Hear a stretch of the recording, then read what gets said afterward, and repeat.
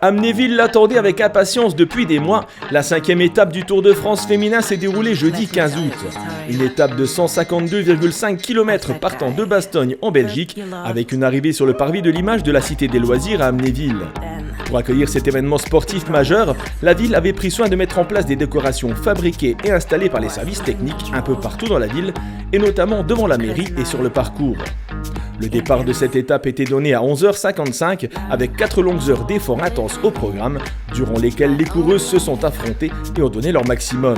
Traversant tout d'abord les paysages belges, le peloton est entré en France par la Meurthe-et-Moselle pour parcourir ensuite les routes de Moselle en passant par exemple par Montois-la-Montagne et Malancourt. À Amnéville, leurs efforts ont été salués par les encouragements de la foule pendant la traversée de la départementale 47.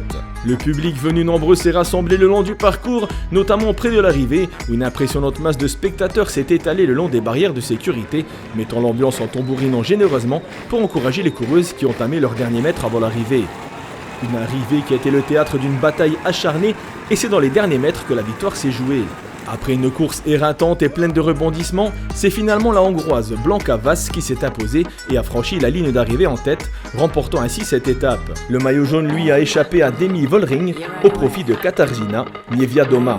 Une bien belle journée sportive dont la ville se souviendra longtemps. Ouais, c'était une étape qui a été très très rapide, du début jusqu'à l'arrivée. Avec une échappée où on a cru à un moment qu'elle allait se jouer la gagne parce qu'elle avait plus de 2 minutes 30 d'avance sur le peloton. Ça a mis du temps d'ailleurs à partir cette échappée, plus de 2 heures, donc ça a roulé très très vite. Et puis dans le final, malheureusement, cette chute à 6 km de l'arrivée qui a vu à terre Demi Vollering qui a perdu son maillot jaune de leader.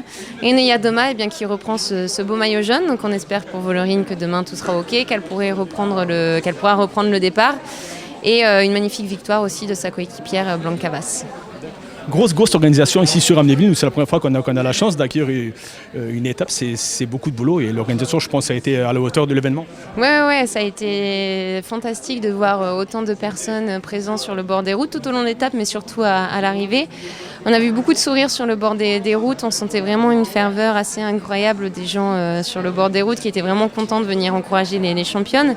Et il y a un vrai savoir-faire quand on est venu ici à plusieurs reprises. D'ailleurs, j'avais effectué la dictée du Tour ici dans une de vos écoles. Et j'avais retrouvé une ambiance très agréable de boulot, mais des amitiés également qui se créent parce que c'est des passionnés finalement. Vous avez vraiment voulu faire un gros événement et l'objectif est atteint, donc bravo à toute la ville. À l'issue de l'événement, Éric Munier, maire d'Amnéville, a tenu à remercier l'ensemble des personnes ayant contribué à la réussite de ce bel événement sportif en présence des élus locaux et régionaux. On a heureusement rassemblé tous les ingrédients pour que la fête soit belle. Et du moment qu'on arrive à rendre les gens heureux, à leur permettre à un moment donné de vivre, encore une fois, cette passion que seul le sport crée et qui permet à ces gens de se sentir bien, de s'épanouir, de communier ensemble pour quelque chose de magnifique, eh bien, je pense qu'on peut être heureux et satisfait du travail accompli. Alors, je voulais à toutes et à tous vous dire merci. C'est monsieur Pré. Et la fête continue à la Cité des Loisirs. En effet, dès dimanche 25 août, la flamme paralympique traversera la cité thermale, quelques jours seulement avant l'ouverture de la fan zone des Jeux paralympiques, qui se dérouleront du 28 août au 8 septembre prochain.